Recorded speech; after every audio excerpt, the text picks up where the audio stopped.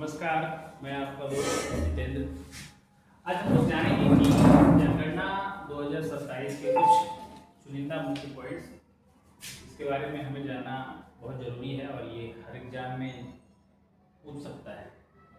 फिलहाल अभी आगे आने वाले किसी भी एग्जाम में आपसे करंट अफेयर के रूप में पूछ सकता है। इससे बहुत सारे सवाल बनेंगे, तो ये कुछ मुख्य सवाल हैं यहाँ पर, जिसको हम लोग देखेंगे कि जनगणना 2027 के ब्रांड एम्बेसडर कौन। तो जनगणना 2027 के ब्रांड एम्बेसडर हैं सुदर्शन पटनायक। इसको बहुत ध्यान देने वाली चीज है, ये है सुदर्शन पटनायक जी का ये फोटो है, आप लोगों को इसमें दिख भी रहा है, यही है सुदर्शन पटनायक। 16वीं जनगणना के आयुक्त, ये जो जनगणना है इससे भी क्लियर हो जाएगा कि ये कौन सी जनगणना है। तो ये हम लोगों की 16वीं जनगणना है और इसके जो आयुक्त हैं वो आयुक्त नियुक्त हुए हैं मृत्युंजय कुमार।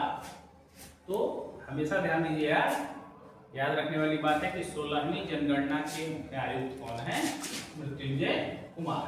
कह रहा है कि जनगणना 2027 का शुभंकर, एक शुभ प्रतीक या शुभ अंक होता है जिसके बारे में कहा गया है कि जनगणना 2027 का शुभांकर क्या है, तो वो है प्रगति और विकास।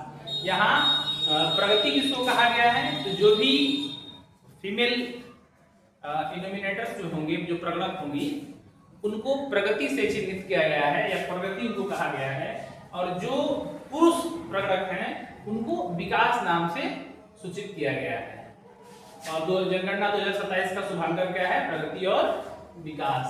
जनगणना 2027 का पहला चरण जो कि 1 अप्रैल 2027 से स्टार्ट हो रहा है। आप लोगों को ये भी ध्यान देना है कि जनगणना 2027 दो चरणों में हो रहा है। पहले जो शुरू हुआ है मकान और सूचीकरण, इसको दो चरणों में किया जा रहा है, एक सेल्फ इन्यूमरेशन और दूसरा जो आपके यहाँ प्रगणक जाएंगे और आपके घर पर मकान का सूचीकरण करेंगे। सेल्फ इन्यूमरेशन में है कि आप अपने आप से खुद को उसमें जनगणना में सेंसस में कर ले रहे हैं ऑनलाइन माध्यम से, वेबसाइट के माध्यम से। जब आपके यहाँ प्रगणक जाएंगे मकान सूचीकरण करने के लिए, तो उनको आप अपना आईडी, सेल्फ एन्यूमरेशन का जो आईडी होगा वो उनको बता दीजिएगा, तो आपको उसमें फिजिकली कर लिया जाएगा। अब यहाँ पर आता है, थोड़ा सा जूम करना है,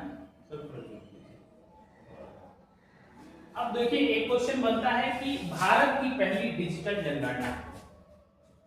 पहली बात तो एकदम ध्यान रखना है कि जो ये जनगणना हो रही यही भारत की पहली जनगणना है। इससे पहले डिजिटल जनगणना नहीं हुई थी।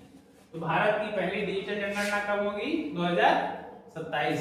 ये सब करेंट अफेयर्स है, इसको याद रखना बहुत आवश्यक है। भारत की पहली जनगणना कब हुई, ये ऊपर दिया हुआ है भारत की पहली डिजिटल जनगणना, ध्यान देना है 2027 में। और जैसे ही करेंगे भारत की पहली जनगणना, तो याद रखिएगा 1872 ईस्वी में। लास्ट है पहली बार घर बैठे जनगणना। पहली बार घर बैठे जनगणना करने का कब अवसर आया, तो पहली बार घर बैठे जनगणना करने का अवसर तब आएगा जब हम डिजिटल जनगणना कर रहे हैं, तो जो और उसमें जो सेल्फ एन्यूमरेशन की एक ऑप्शन दिया गया है, जिसको कि हम खुद से उस जनगणना का हिस्सा बन जाते हैं, खुद जनगणना करें। तो ये कुछ कुछ मुख्य बिंदु हैं, आप देख लेना। यहाँ 2-3 फोटो दिए हुए हैं, ये सुदर्शन पटनायक हैं जो कि अपने इस बार के जनगणना के ब्रांड एम्बेसडर हैं। यहाँ ये सिंबल दिखाया गया है जिसमें कि महिला प्रगणक को प्रगति कहा गया है और पुरुष प्रगणक को विकास कहा गया है। तो ये रहा जनगणना को लेकर के कुछ मुख्य प्रश्न जो कि इस बार या फिर आने वाले परीक्षा में करंट अफेयर्स के रूप में आपके सामने आ सकते हैं। कुछ मेन पॉइंट्स हैं, इनको ध्यान देना है। इसी तरीके से आप लगातार हमारे वीडियो को देखते रहिए, लाइक कीजिए, सब्सक्राइब कीजिए।